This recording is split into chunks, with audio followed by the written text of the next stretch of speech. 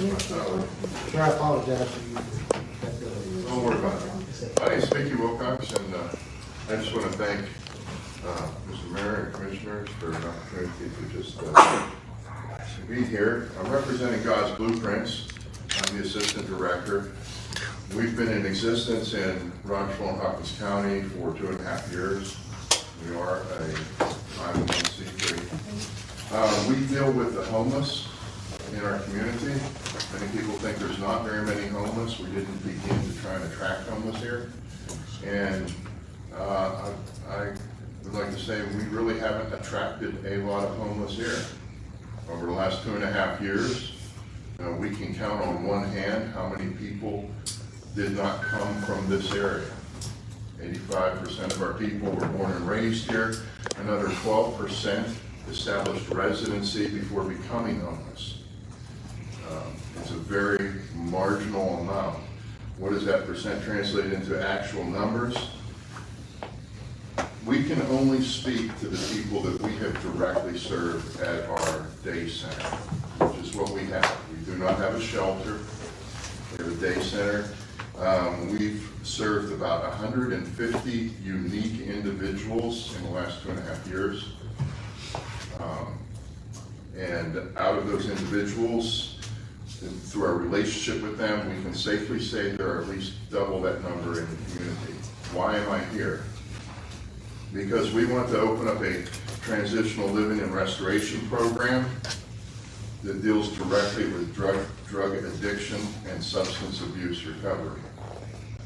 We're not interested in having anything less than a 30-day program. We need a 12 to 18-month residential program. Most of these people we deal with, upwards of 60%, have a substance abuse issue. We also deal with a lot of domestic violence people. We have a domestic violence advocate as a part of our organizational team. And we've dealt with over 12 domestic violence incidences just with our organization alone, which results in needing a safe place oftentimes to move people as we move them from our area to a permanent safe place. So we're looking for a transitional housing and restoration program. We don't call it just a rehab because we do deal with more than just substance abuse issues. However, overwhelmingly, our clients would be addicts, alcoholics, people with substance abuse issues.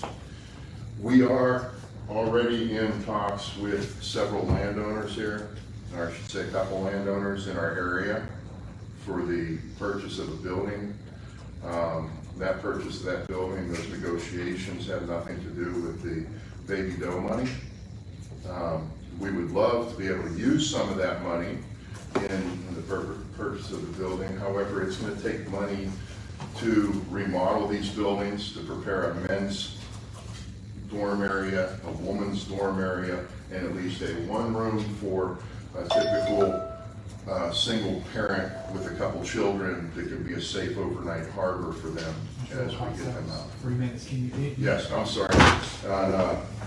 So we are asking for $250,000 for that. These are not, we will take some judicial referrals through that, through the drug court system. As been pointed out earlier, some of these people, dealing with the ones that we've gotten to deal with, they, to finally go to a rehab through the court system, there's got to be a long list of running through the system. It's usually felonies. When we can catch them as a misdemeanor, or better yet, before they've even committed the crime, then we can help them build a better life, restored life. We also have dual diagnosis issues to deal with, mental health and addiction, substance abuse. I prepared, I'm sorry, I only have 3 packets in this folder, but I'll be happy to turn them over to the committee. And in that packet, there's some contact information for myself, Tammy Hilton, who is our director, our emails and our personal phone numbers if you have further questions. And if kind of gives you a rundown of what our organization is and what this vision is for transitional housing. Thank you so much, Mr. Wilcox, we appreciate you.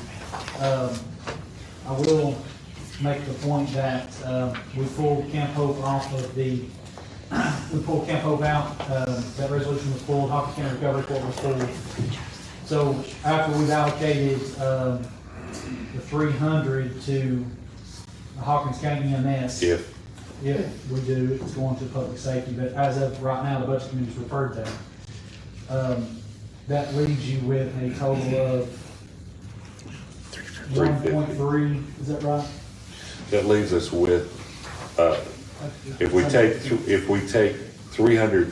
take 300 out of 650, it leaves us with 350. 350,000. Okay, so just so the committee knows, that's where we stand as of now. Mr. Kerner? I have a question for you, sir. Yes, sir. What's your budget down? Yes, we operate our day center on about $26,000 a year of public donations. Public donation? We have 5 churches who donate publicly to us. The rest of it's all private citizens. I appreciate that, very blunt. What is your salary? I have none. None of our staff has a salary. And let's say this thing gets up and rolling, what funds are you gonna have to sustain it, to keep it going? Well, we don't want to ever come back to the county for any more money. Nobody wants that. We don't want that. I sure don't want to have my property taxes or any other kind of taxes go up to help pay for it. Typically with the residential program, clients are required to work. Job employment is a part of it. We want them to be contributing, productive members of society. So we're not just looking for them to give off whatever their substance is or deal with their problem. They have to get a job out of that program. Mr. Chairman, that's all I have. Thank you. Thank you, Mr. Kerner. Any other questions for Mr. Wilcox right now? There again, if you want to take action on this, then somebody would have to write a resolution to present to the full commission at the November. I would invite any of you to come down any day, Monday through Friday. We're open 10 a.m. until 3 p.m. We would be glad to give you a tour of our facility, our day center facility, on how we currently serve, or give you an explanation or answer anything you have. Thank you, Mr. Wilcox. Any Thanks, other Pete. questions? Have a blessed day, everyone. Thank you.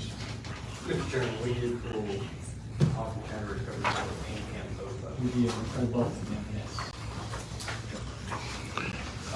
Okay, so that, Mr. Chairman. yes, sir. Give this lady 3 minutes. I'll be very quick. This is exactly what my son in Knoxville, but he is required to get up every morning, go to work, do his job. He pays his rent, they provide meals, and that's exactly what they do. They take him back and forth to doctor's appointments and stuff like that with his dual diagnosis. But this is exactly why he's in Knoxville, because there's nothing here. But they make them pay their rent, they make